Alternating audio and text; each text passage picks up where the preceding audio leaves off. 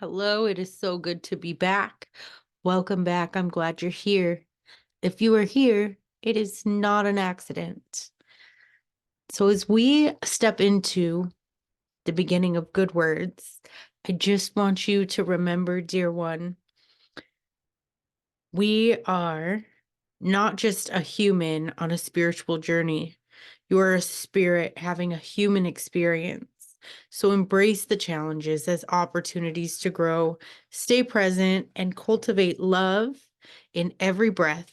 There is an invitation to return to the essence of your being. There's so much going on in our day-to-day lives. And, you know, I I've been told I've been told that I am a spiritual being having a human experience. But I have to tell you, I love the messy human experience. I love the overcoming. I love the breakthrough after the breakdown. I love the connection after isolation. Um, I I love the messiness of our humanness. The like imperfect perfection. I love it. So I kind of wanted to talk about bringing the spiritual into the fabric of our daily lives. And we do that through conscious communication, through acts of kindness, through cultivating a loving mindset. But I was listening to a talk this morning, and it's one of my favorite talks. Um, Ram Dass talked about somebody training. He said, that when we come into this world, when we're born, we come in as nobody and we instantly go into this somebody training. And our parents start training us to be the somebody that they think that we are. And, the brother or the sister, the son or the daughter, the niece or the nephew, we start training to become this somebody. And then, we grow up and we try to figure out what somebody we want to be. And we, work hard to try to live into that. And then we meet somebody who's really somebody. And then we look at somebody and go, oh, you're really somebody. And then we look into their eyes and go, oh, am I somebody? And then they look at us and go, oh, you're really somebody. And then, that tells us that we're somebody. But if that doesn't feel good on the inside, like for me, I think about, the years of alcohol abuse and of drug abuse. And I think about how I was like I was changing everything from the outside in and wanting things to change because the inside didn't feel good. And I think that that has a lot to do with that somebody training that he talks about is, who I was trained to be and who I learned how to be after, learning how to cope and survive in different situations. It didn't feel good. And that whole trying to be somebody special and trying to be somebody accepted and trying to be somebody, um, it hits home a lot because I lied a lot when I was a kid. As a preteen and as a teenager, I lied a lot about who I was. Um, my siblings, we had different dads, but I would lie and say that their dad was my dad, even though clearly they're half Mexican and I was blonde haired and blue eyed. And I would come up with these stories to try to be this somebody that I thought I should be. I didn't put in the work to become a somebody. I just told stories to create the illusion of who I thought I wanted to be, or maybe who I thought I should be. And as Ram Dass puts it, the suit didn't fit. I would put on this suit and kind of walk around as this person trying to really be somebody. And everybody loved the suit. Like everybody loved drunk Brandy until they didn't. But um, I was outgoing and I was personable and I was compassionate and welcoming and open, and I was willing to say yes, and I was willing to go here and do this and do that. And um my suit didn't fit. They say Jim Carrey, I like saw something that he said to where he said like um depression is your soul telling you that it's sick of playing whatever character you've been playing, and that depression stands for deep rest, because you need deep rest. Your soul needs a rest from the character that it's been playing. And that hit home. That really resonates, because I wasn't ever being true to my deepest self. Because from such an early age, I was always trying to be somebody else. I always had this idea of who somebody was, and that was who I wanted to be. And I never really got to know who my true self was. I never got to know myself. So I hope that makes sense the way I described it. And I just wonder if that resonates with anybody. Like we go through our teens and maybe everybody was authentic and they were just in line, they made the choices that they wanted to make. But I made most of my choices based on my assumption of what other people's opinion of me was. I made choices to be chosen or to be liked or to be accepted. And I never asked myself whether or not I accepted that choice or that person that I was becoming. I never ran anything by myself. Like I always asked, if I wonder if they like me, instead of I wonder if I like them. And that wasn't something that I learned how to do until recently, my late 30s. And I wonder if I'm alone in that, or if any of you have experienced that.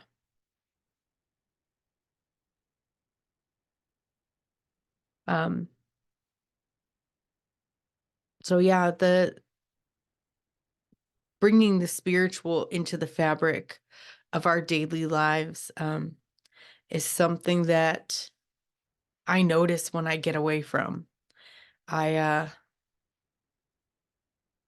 for 2 years, I started my morning with just a short meditation and then a journaling. What am I to know today, God?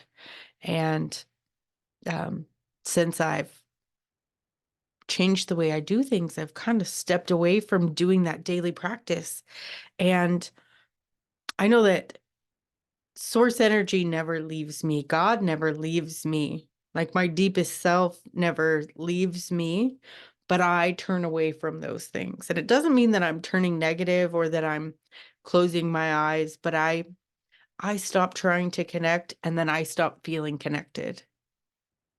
I stop making sure that my connection is secure, and then I feel insecure about my connection. Does that make sense? And when I'm not filling my mind, when we're not filling our minds with the positive, if we're not making the intentional, if we're not setting the intention to be grateful that day, or to um to lead with loving kindness, or to be compassionate that day, in my experience, I just leave room for doubt and for negativity and for overthinking to come in. And I notice that when I'm filling my mind with positivity, and I am seeking God's will in all that I do, and I am seeking to live in line with my values and with intention, and um, living up to my own standards, and having this intention that I set at the beginning of the day, and then seeking to live that. I'm not overthinking, and I'm not judging other people, and I'm not worrying about outcomes. I am in the here and now and living with purpose, because I wake up and remind myself what my purpose is. And I will say that over the last few months, I have not been doing that. Pretty much since my mom got sick, it's been a little bit of a flailing for me, and I'm totally okay. I'm not judging myself for how I have experienced this, because you know it it's been gnarly. Like, finding out that my mom is sick, and we find out she goes in for another PET scan, and we'll get some new results. And we are praying that she is cancer free, but we are not sure yet. But either way, um, I was thrown a curveball, and my spiritual fitness was tested, and I did not fully rely on the tools in my toolbox. I did, to the point where I managed to stay sober. I got back in therapy. I communicated my struggle to the best of my abilities. Um, I'm totally okay with how that went. But my point is, um, waking up and making intentional contact with God, really touching base with the intention of what am I to know today, and touching base with myself, with my deepest self, and going, how do I want to live today? Like, who do I want to show up as today? When I ask myself those questions, and when I connect with that part of me, with that source energy part of me, that negativity just, it doesn't work, because then I'm able to see the people that I interact with as, as Ram Dass would say, as God in drag, or, as spirit in disguise, as an opportunity to learn or to grow or to really practice patience and compassion and open-mindedness and acceptance. And gosh, it feels good to be back. I feel like I don't know how to describe it. Almost like my spirituality is a horse, and I've been running next to my horse and holding onto the reins and getting dragged behind my horse. And I've been, trying to grab up and jump up onto my horse. And I've been doing all of these things, everything but just slowing down and taking a breath and taking the time to get back on and, trot along. I hope that, I mean, that's what I can see in my mind, is like, I've got this big, beautiful horse that's here to just guide me through life. And I'm doing everything but um, what I know how to do and what I've been trained to do. It's interesting. Um, so the challenge lies in bridging the gap between our spiritual insights and the way we navigate the world, because we have these spiritual things that we know, but when life gets lifey, we also just have these behaviors and these mechanisms that we have learned and that we lean on. And it's okay, but when we you know when we gain these spiritual insights, like, integration is embodying the wisdom gained in moments of clarity. So, like, the goal is to integrate our spiritual insights and then live them, embody them, and like utilize our wisdom. So, like, being able to be present and not future trip and not overthink and not worry when an unknown outcome is around the corner. Like, a job promotion, or applying for a job, or adoption, or all of these different things to where an outcome is outside of your control. I talk so much about control, and it will always come back to control. And it's just really neat when you remember that you're a spiritual being,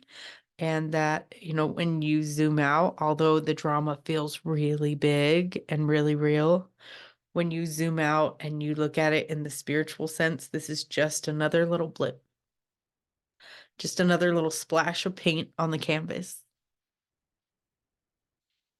This too shall pass.